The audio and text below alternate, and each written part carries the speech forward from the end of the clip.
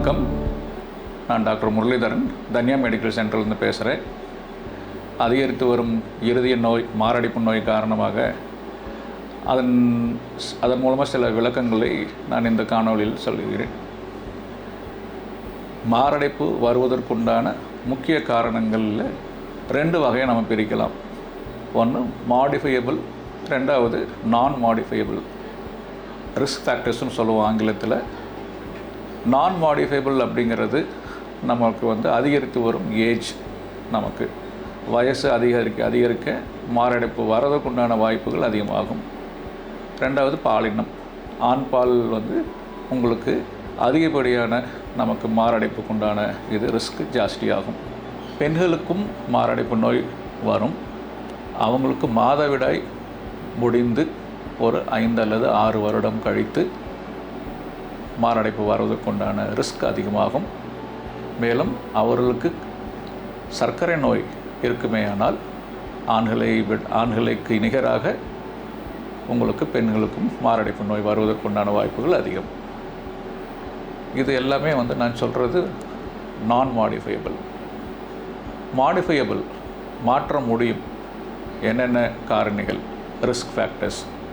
ஒன்று ஸ்மோக்கிங், புகைப்பிடிக்கும் பழக்கம், புகையிலை உபயோகித்தல். அது எந்த வடிவங்களாக இருக்கலாம், ஹான்ஸாக இருக்கலாம், இல்லை நமக்கு புகையிலை புச்சு பண்ணுறது மாதிரி இருந்தாலும் உங்களுக்கு ரிஸ்க் அதிகமாகும்.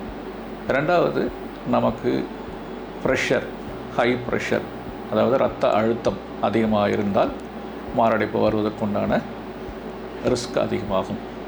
மூன்றாவது சர்க்கரை நோய்.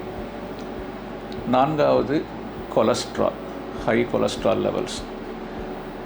இது இல்லாமல் இந்த அவசர உலகத்தில் நம்ம ஃபாஸ்ட் ஃபுட்ஸ், ஜங்க் ஃபுட்ஸ்னு சொல்லக்கூடிய இது அதிகமாக உட்கொள்ளும் போது நமக்கு உடல் பருமன், அதேமாதிரி உடற்பயிற்சி இல்லாதது, இது எல்லாம் கூட நமக்கு மாரடைப்பு வருவதற்குண்டான ரிஸ்கை அதிகரிக்கும்.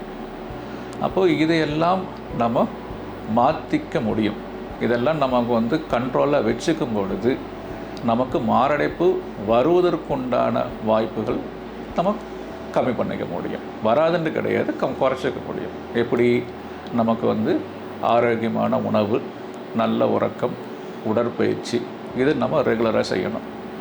ரெண்டாவது நமக்கு ப்ரெஷர் இருந்தால், சுகர் இருந்தால், கொலஸ்ட்ரால் ஜாஸ்தியாக இருந்தால் நம்ம டாக்டரிடம் அணுகி அதற்கு உரிய மருந்துகளோ இல்லை நமக்கு உண்டான டயட் கண்ட்ரோல், எக்ஸசைஸ், இதன் மூலமாக அதையே கட்டுப்படுத்தணும்.